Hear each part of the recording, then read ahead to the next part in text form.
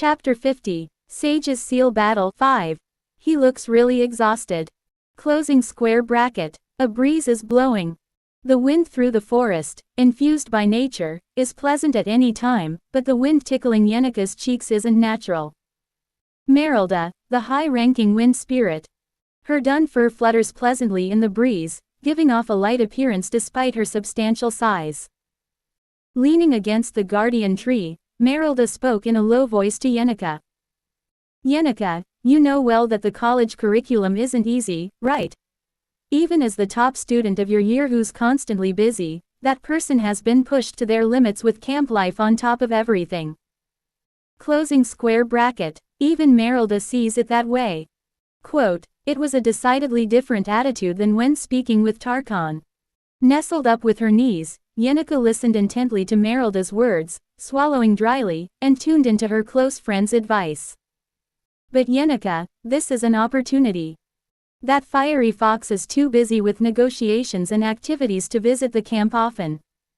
You have to seize this moment. Closing square bracket. Right.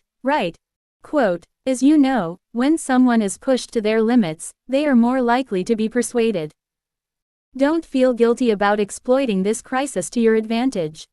To make them fall all at once, you can act a bit cunning and materialistic. Some directing may be required. Closing square bracket. Can you be more specific? Despite her appearance, Merelda's manner of speaking and gestures are quite delicate and modest. However, that doesn't necessarily extend to her way of thinking. Like it or not, to ensnare a man, you have to become a bit of a fox, Yenika. In that regard, a girl like that fiery fox is quite clever. There are aspects of her you need to learn from. Closing square bracket. Merelda crossed her legs, raised her head, and cleared her throat with hushed hums and HMMs. Take attire, for instance. Closing square bracket. Yenika was taken aback by Merelda's suggestion, valuing it as much as gold. Planning on trying various recipes near the campfire, she had brought plenty of food ingredients from the academy's dining hall that were close to expiry, not usually allowed, but the understanding Belle had turned a blind eye.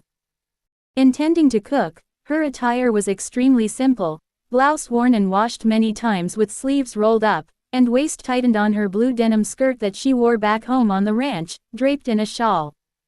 She recalled the magnificent and beautiful frilly dresses of Lortel, the splendor that could make even a woman like her gape in awe. The time she had let down her red-brown hair, adorned with a headband featuring a large blue rose decoration and amber accessories. Comparing herself now, Yenika's current look felt more like a robust village woman than an attractive female, a far cry from her usual neat and cute uniforms. Perfect score, Yenika. You've become quite the fox. Closing square bracket. Yet, Merelda, self-proclaimed master of love advice though without any actual experience, praised her. I don't look presentable now, do I? Yenika is really something. You have your own charm. Ordinary vibrancy and vitality, men fall for such a gap. It's clever the way you subtly show off your different side. Closing square bracket. That's good. Go ahead and roll up your sleeves more, and let's tie up your hair too. A feeling like a constant companion through hard times is appreciated. Closing square bracket. Yes, I should definitely play the part with charm. Watching Yenika finally roll up her sleeves as if she had planned it all along, Merelda internally sighed. Yenika seemed to believe she had performed an impeccable act of feigned nonchalance.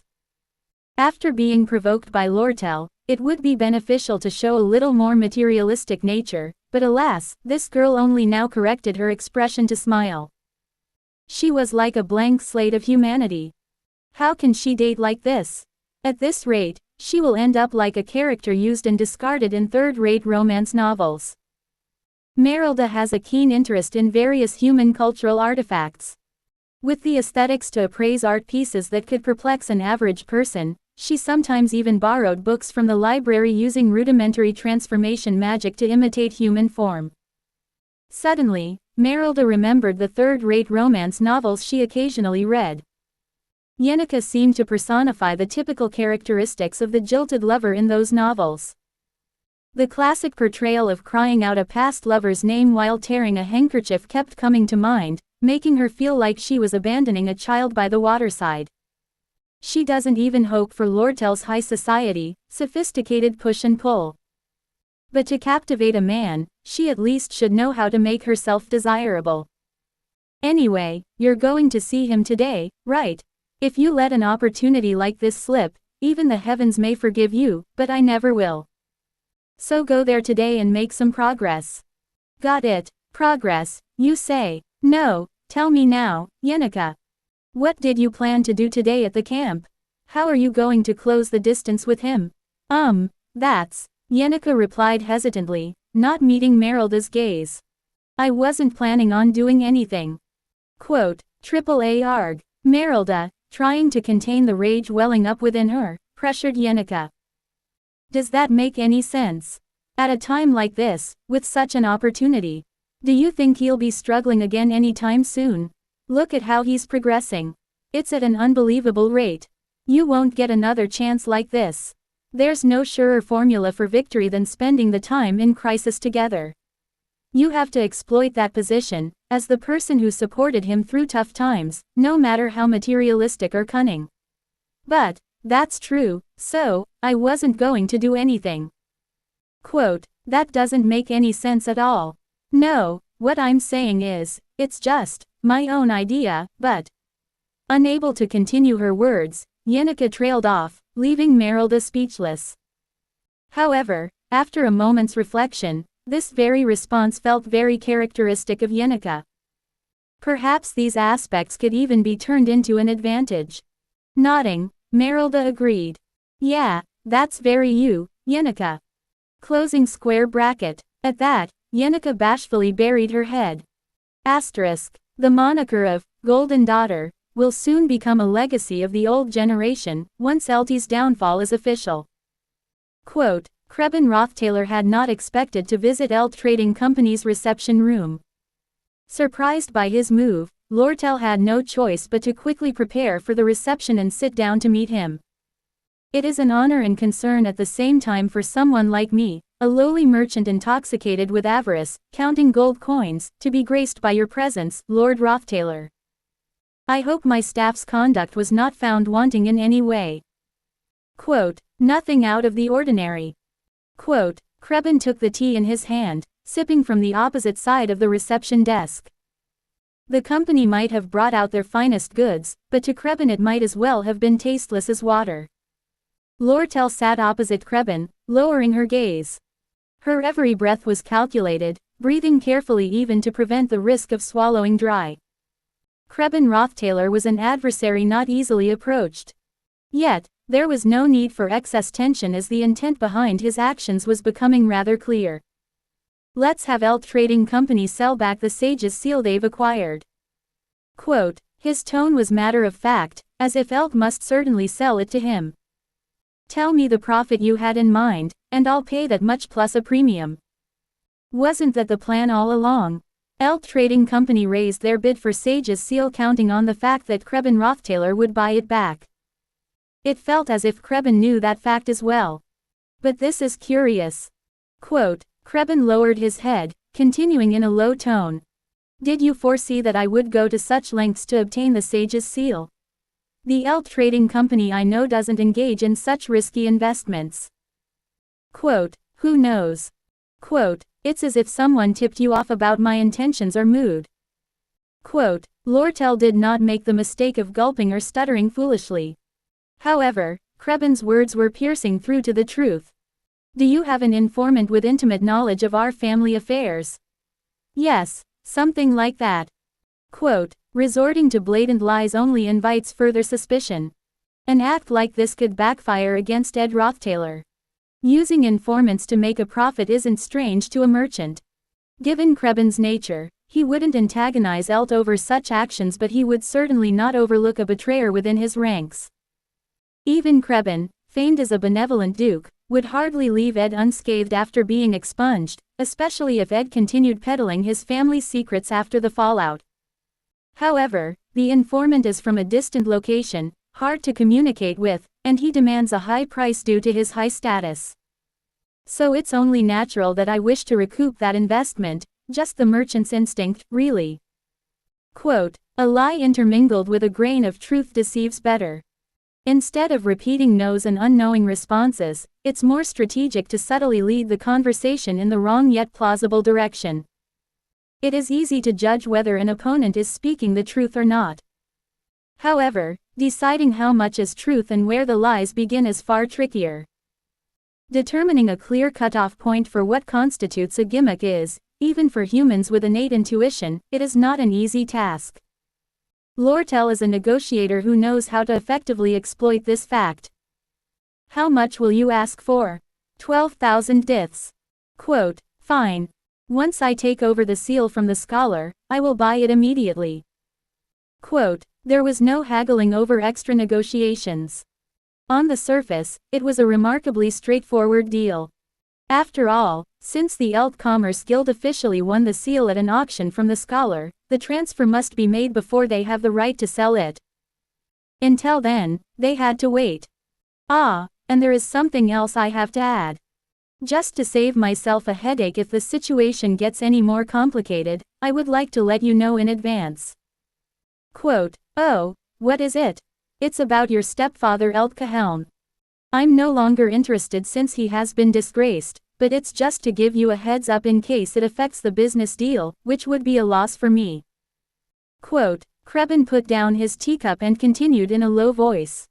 After it was confirmed that he fell from grace, he gathered his few personal assets and hired a mercenary company, I was told. 2 days ago, I received a report stating they were passing through my territory heading towards Sylvania. Quote, what did you say? Lortel was aware of Eltie's suspicious moves, but hadn't thought that he would have already taken action.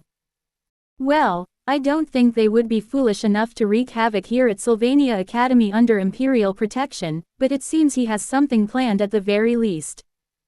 I would appreciate it if you handled things quickly to avoid getting caught up in such external issues. Quote, with that, Krebin gathered his attendants and left the Elt Commerce House's parlor.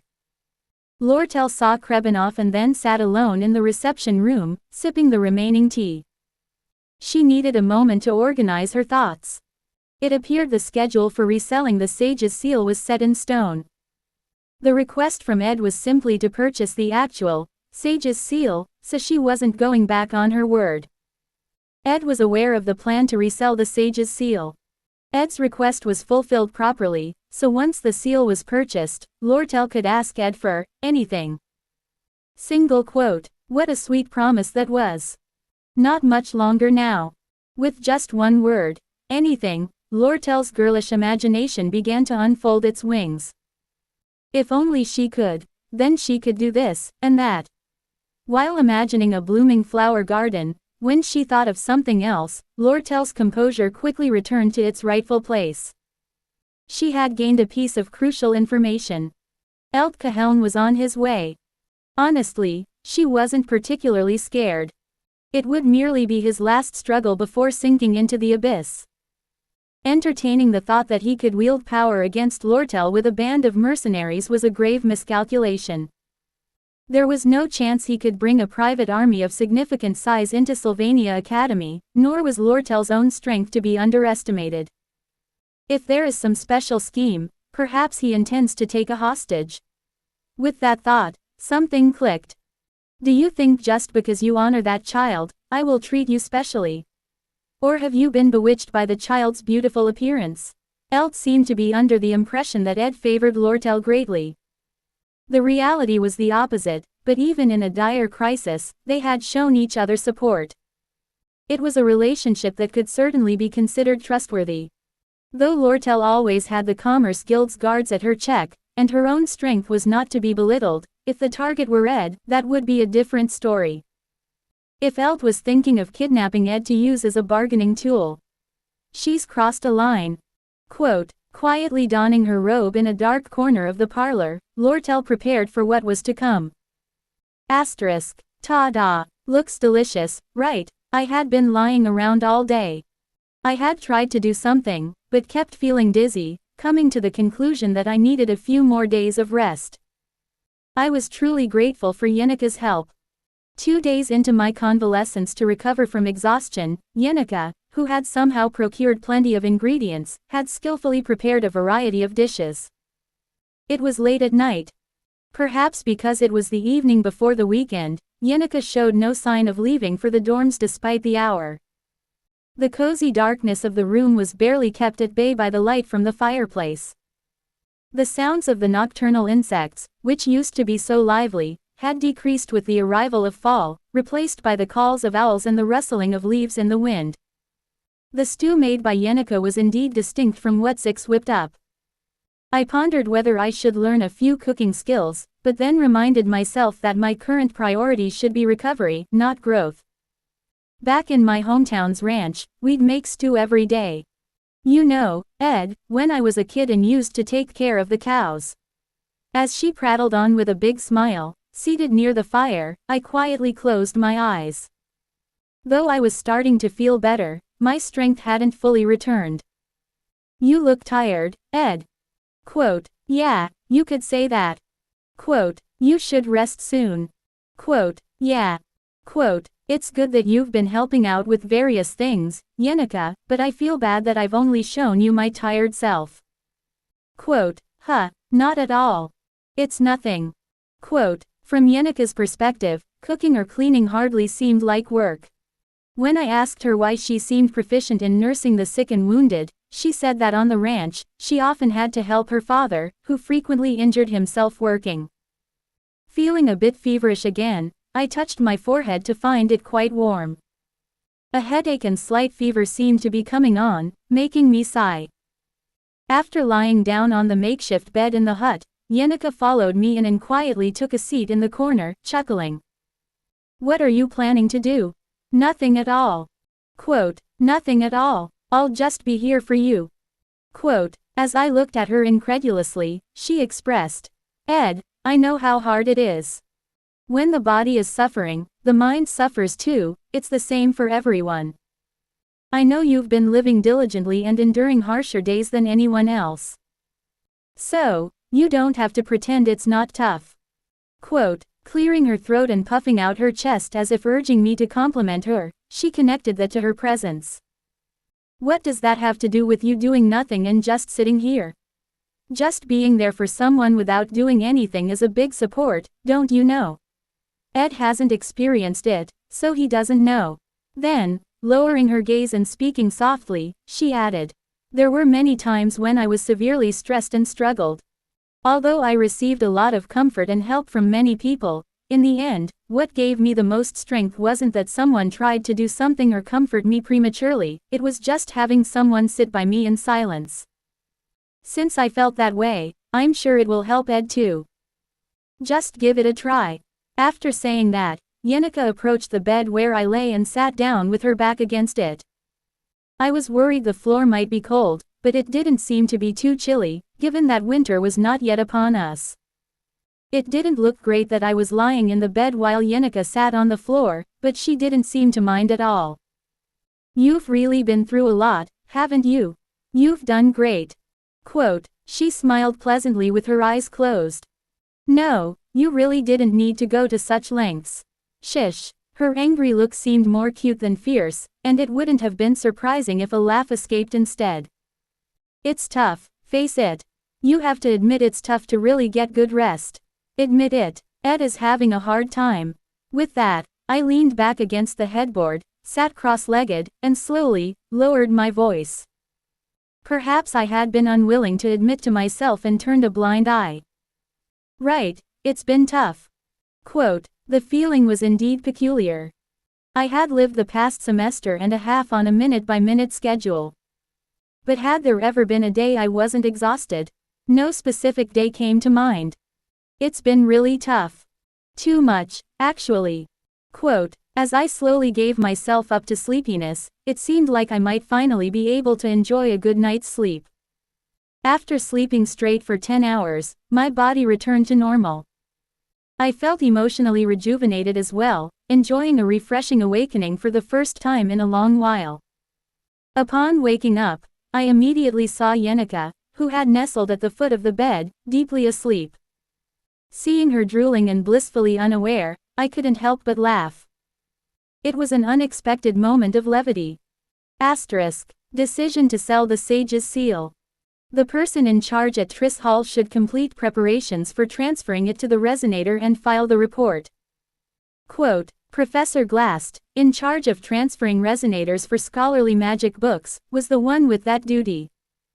In reality, he had delegated most of the work to librarian teachers, holding the title only in name.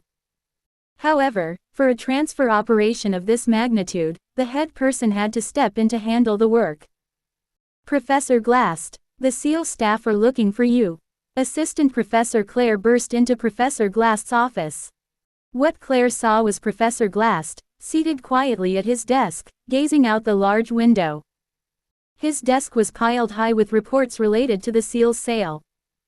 Already got the report, huh? You need to process these papers and report back to the scholars. Suddenly realizing that nothing was coming back from Professor Glast, Claire called out his name again, rather needlessly. Professor Glast, just sitting there quietly, continued to look out the window without a word.